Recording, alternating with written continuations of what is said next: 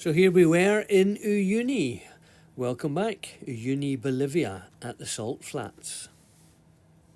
Some genius in the Bolivian government made it really difficult to buy petrol.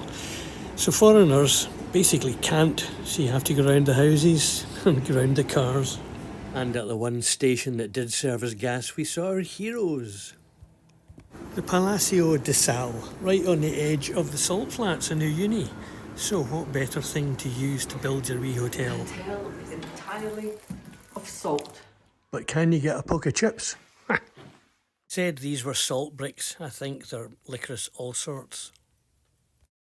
We had shared the bar the previous night with this group of Paraguayan motorcyclists. So we joined them and headed out onto the Salt Flats.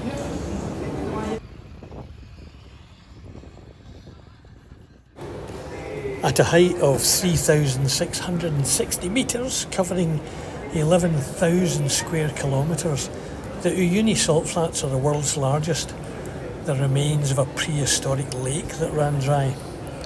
It's estimated the flats contain 10 billion tonnes of salt, and they only extract 25,000 tonnes a year, so we're not likely to run out soon.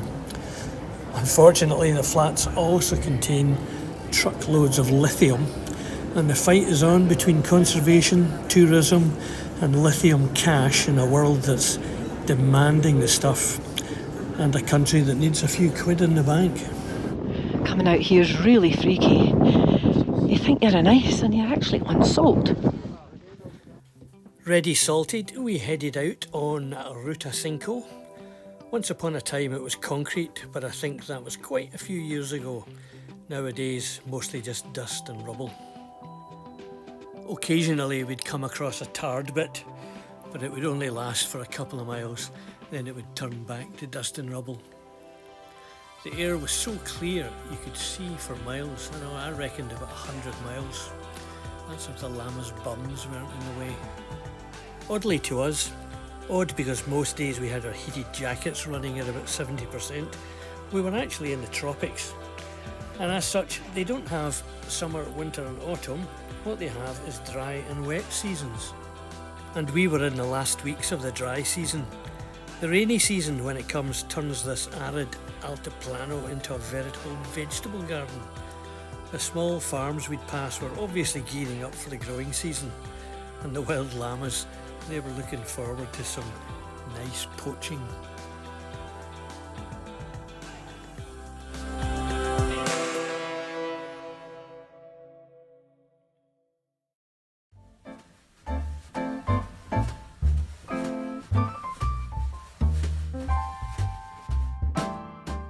Seems like a pretty tough life up in the Altiplano, and I guess a number of these farmers just couldn't take any more, gave up and headed to the cities.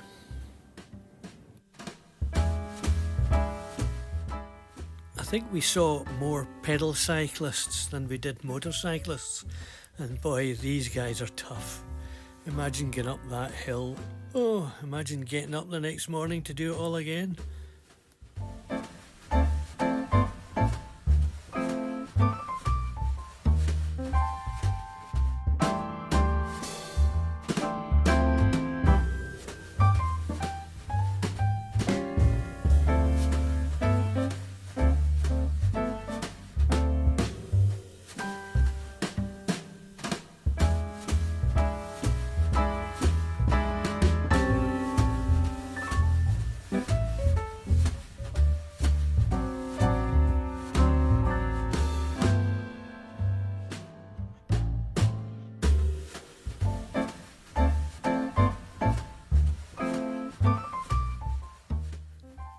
"200 kilometres later, we arrived in Potosi.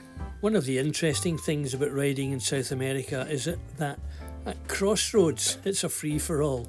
There's no right of way, no priority, just have a look and go. Our Garmin Zumo led us into Potosi, mapping that you wouldn't believe how bad it is. Up and down little narrow streets, up steep hills the wrong way against a one-way system, and so steep that our front wheel was lifting. We went up one road. It says, take the next left. Turned out to be a flight of stairs. Potosi is one of the highest cities in the world. And back in 1545, the Spaniards found out that that big hill was literally covered in silver. As was the practice of the time, the colonialists put in place some absolutely shocking working practices. It was basically slave labour.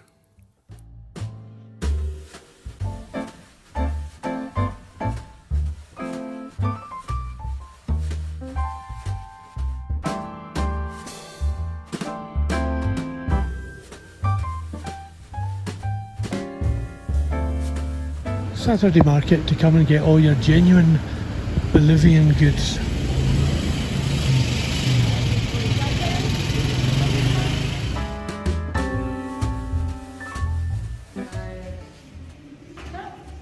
It hides beer on the wall.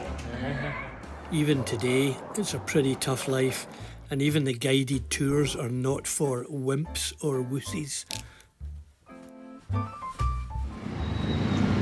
Leaving town was as nerve-wracking as getting in, but we made it in the end, but Anne got a fright.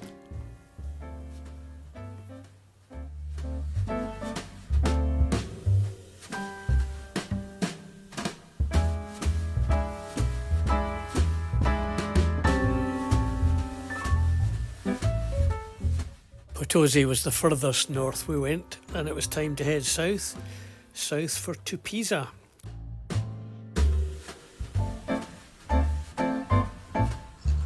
Last weekend, our granddaughter went on her first horse riding event. So Anne looked at the photograph and said, "Hey, look at that.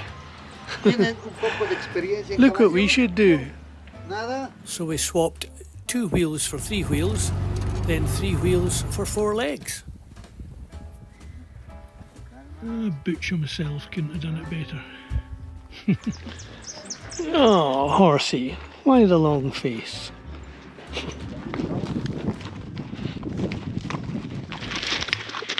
And that's Julio, the guide, practicing his dressage.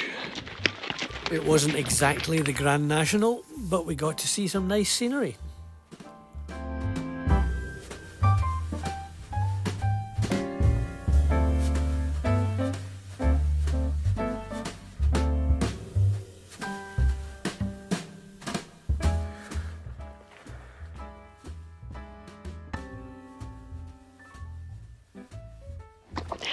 We've come across this in quite a few places, these subdivisions going in.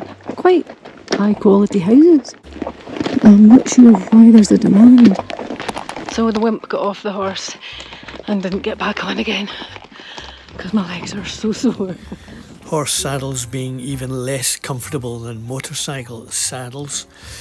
We had a bit of a waddle around town.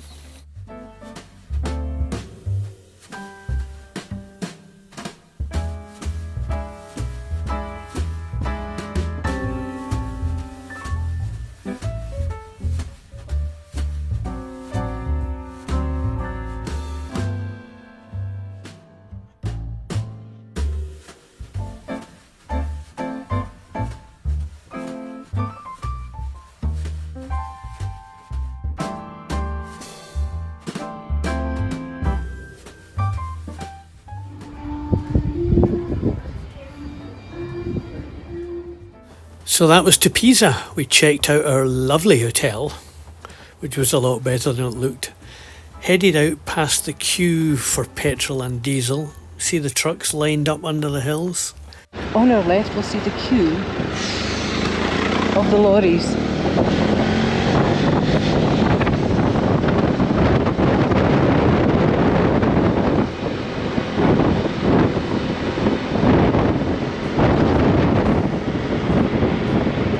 Think you've had a hard day? Things could be worse.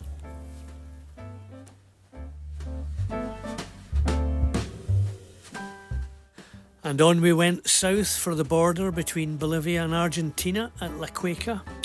And then from there we're going on to Humahuaca, going up this crazy road to have a look at the colourful mountains and meet 2 of our new best friends. Thanks for watching. Hope you'll come back and see the next episode. It takes a while. Can't get Wi-Fi anywhere around here, but we'll see you in the next one.